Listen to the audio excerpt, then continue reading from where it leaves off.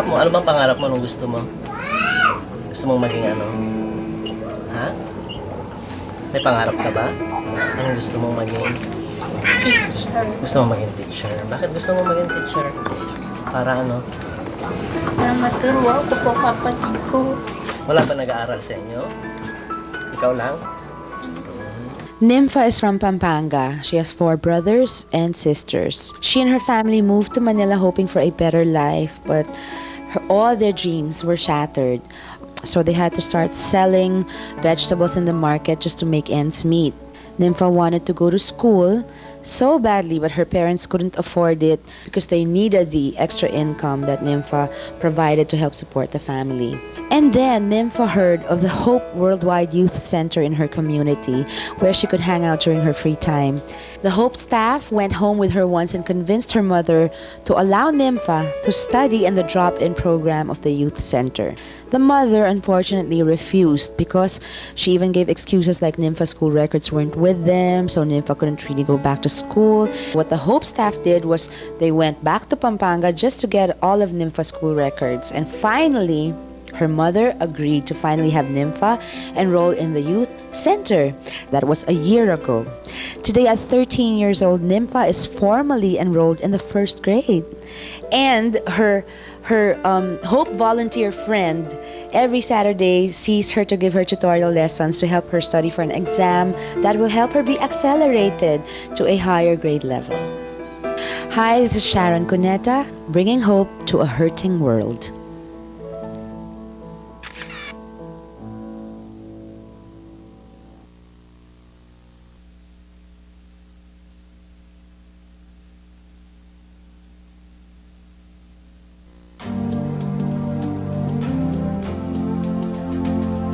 Pamangkin mo?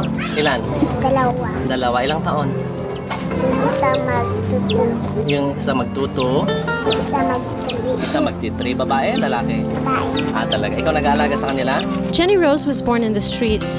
Her mother was a homeless teenager, and she was actually begging for food for herself and for her 2-month-old baby until an elderly couple in Divisoria who was selling vegetables actually convinced her to give up her only daughter. So she did. Now, the worst part was yet to come. When Jenny Rose was only 2 years old, nahulog siya sa hagdanan and she fractured her back.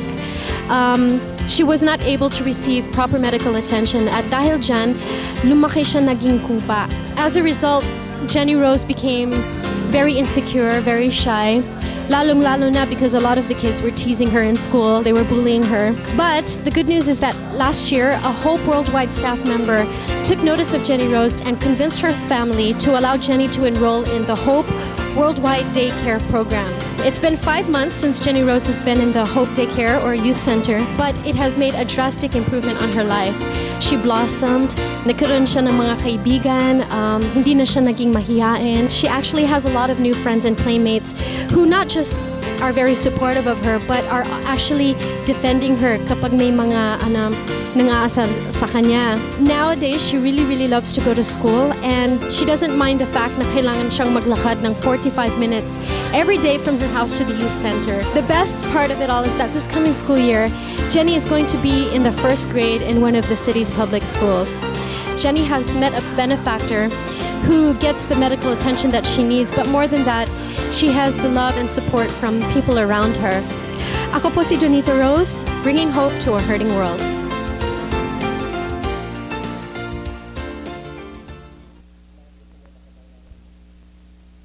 Bakit gusto mo makita ang nanay mo? Para umuwi na kami dito.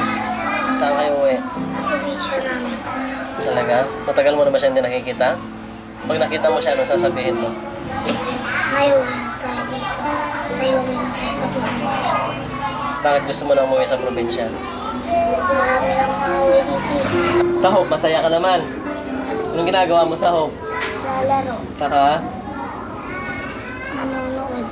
Sinong teacher mo doon? Sa GR. Ano natututunan mo sa kanya? Magsulat. Saka? Koda. Ano pa? Yun lang. Tapos na. Rodel is 7 years old. He's been living with his grandparents most of his life. His father died, his mother abandoned him, and soon after that, so did his brother. Last year, his Lolo died and his Lola was too old to work. He and his brother, they would scavenge the dump site so they could look for garbage and try and earn 10 pesos a day. If they're lucky, 30 pesos. So his playground was his workplace.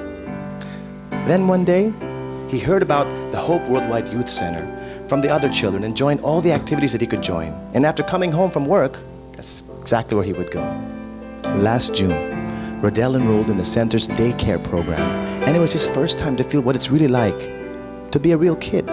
His favorite subject, so he says, was drawing.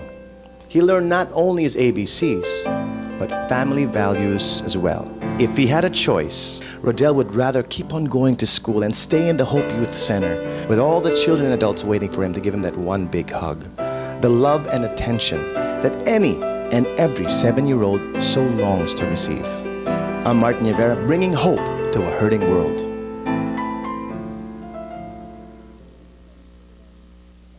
Richard Gomez. This is Janice de Belen. I'm Paulo Bejones. Hi, I'm Christina Paxon. This is Andre Iliana, Bringing hope to a hurting world.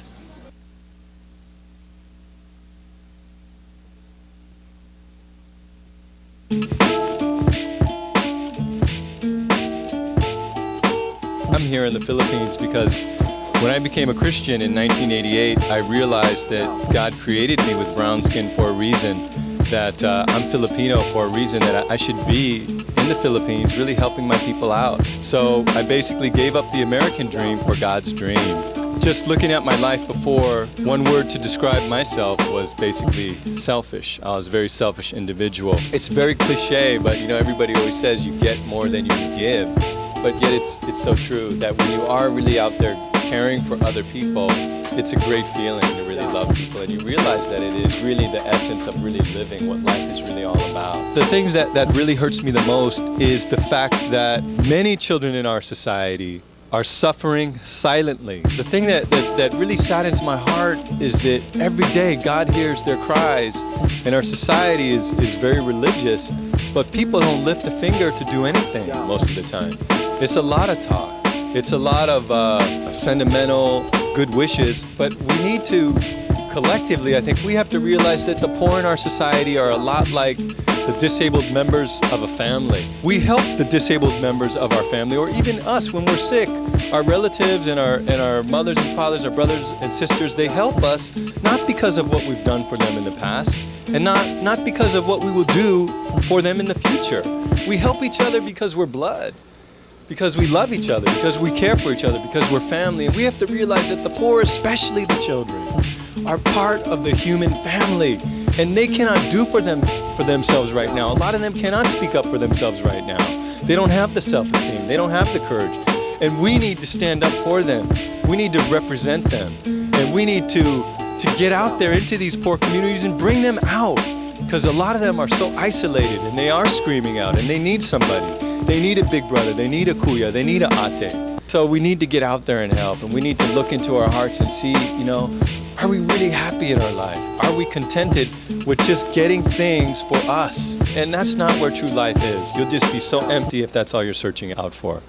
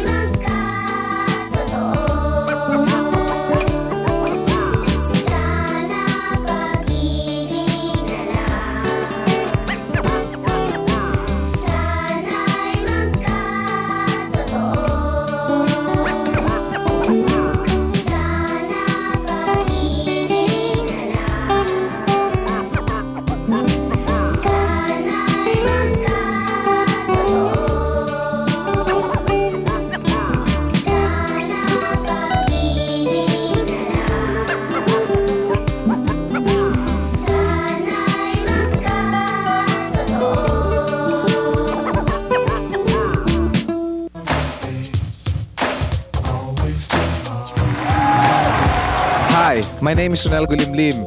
I'm currently working full-time in Hope Worldwide as a social worker and at the same time leading a program for the prevention, identification, and treatment of child sexual abuse. We implement the different programs like prevention and advocacy program wherein we empower the children through the puppet show. We teach them safe touch. We teach them parts of the body, and we teach them safety rules so that they can protect themselves. We also use family advocacy wherein we empower the families, the parents, the adults on how they could take care of their children and protect their children from further abuse. There's so many children who disclose sexual abuse. We are now helping them. We are treating them. We are rehabilitating them. We use psychosocial interventions and therapy so that they could overcome the trauma, so that they could overcome the abuse. We have the responsibility to make children feel safe from sexual abuse. This time, we need ordinary men to do extraordinary things. I'm June Velasco, and marami sa community case na hindi natin alam na hindi na ilalabas sa publiko. Ang nagiging sistema niyan dahil may mga naabusong bata diyan, may mga batang neglected or abandoned diyan. Itong mga batang naabuso dahil siyempre yung sa sarili nila, feeling nila marumi sila. Ngayon, marami sa kanila, they end up working as sex workers or prostitute. Nakakaawa, but I'm really grateful dahil mas maraming bagay na nakukuha ko working for the urban poor children and the volunteers. I'm just grateful dahil not only me, but naduduplicate ko rin yung sarili ko through the volunteers na na-invite namin, ganyan, na natitrain namin. Maraming kagaya ko na before hindi kami aware sa situations ng mga urban poor children. But then, mula nung makita namin itong mga bagay na ito na pag-aralan namin, na-assess namin, ganyan, maraming taong nagbigay ng interest nila at gusto kong pasalamatan lahat yung volunteers. Marami dyan ang talagang aktibo pa rin dahil nakikita nila yung pinaglalaban naming cause ng mga children, saka pinaglalaban naming prinsipyo para sa ating kabataan, saka sa ating mga mahihirap na kababayan. Yun.